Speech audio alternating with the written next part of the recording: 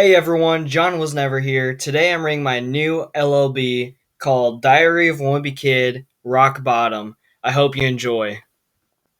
May, Monday. Today, while walking home from school, I caught a glimpse of another bully attack. It seems like we get a lot of those here around Plainview. Anyway, when I saw it all unfold, it got me thinking about something. I don't have to become rich and famous to get recognition and respect. All I need to become is a bully. Get in there, twerp! I immediately set up my plan into motion. I needed a new look because I need to set fear into my enemies. I needed to become intimidating. So I walked down to the local store and I shoplifted a nice black jacket. I think I deserve some bonus points for shoplifting. It was cool, yes, but I needed it to be cooler. So I added a bit to it. By that, I mean I removed some bits from it, and by that, I mean I ripped off the sleeves. Tuesday. Alright, first things first. I need to show my dominance by beating up a kid at my school.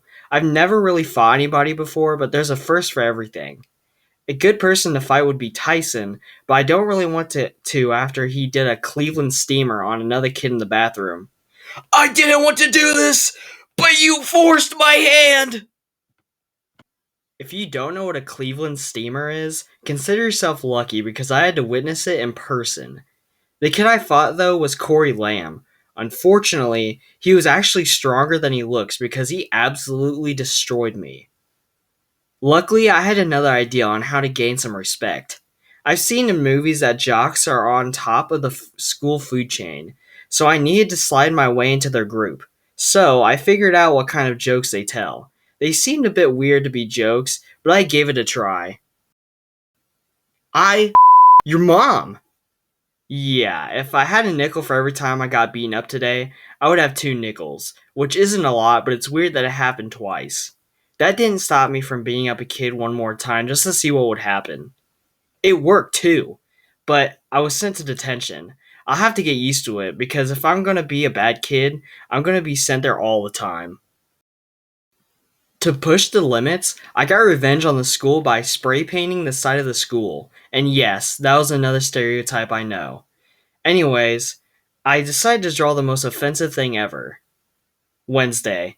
So I guess the spray painting didn't work. It turns out kids found the thing and turned it into a shrine overnight. I noticed some kids using a vape today, and it got me thinking, if I start vaping, maybe I'll fit in too. Mitchell Pickett says a lot of them during free time, so I bought one off of him. Then I started taking hits off of it in class to show how daring I was, but the teacher saw the smoke and demanded to know who was vaping. I obviously wasn't getting caught, so I pointed at James Carmen. Hey, wait! That's my inhaler! After that whole thing, I realized I would be really daring if I smoked a cigarette instead, so I bought a pack from my guy Mitchell Pickett. I unfortunately didn't get to smoke one though, because after I came home, Dad found them in my bag. As a punishment, he made me smoke the whole pack, which I don't see how that's a punishment anyway. I hope you learned your lesson! Thursday. I realized that instead of fighting kids that everyone likes, I'll fight kids that everyone hates. So during lunch today, I went to the bathroom and gave Fregley a swirly. Everyone was cheering for me, and I thought it was finally going to work. Unfortunately, Fregley got a little too into it, so I stopped before he could go too far. Ooh, keep doing that, Gregory! Earlier today in science class, we got a new teacher named Mr. Nern. He's a bit weird, and all the kids have been making fun of him. A few notable bullies came up to me today and said that they remember when I pulled that stunt with James Carmen. They told me it would be funny if I pranked Mr. Nern. This was my chance. I asked them what prank I should pull on him, and they said, pube muffin. Friday. Today is the day I give Mr. Nern a pube muffin. It took me a while to make it. That's right, I made it myself.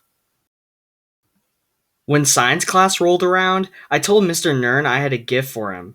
I tried handing it to him, but I felt a little guilty. I backed out at the last second. I just don't think it was right. But then Fregley ran into the room and ate the muffin. It's so good, Gregory! The end.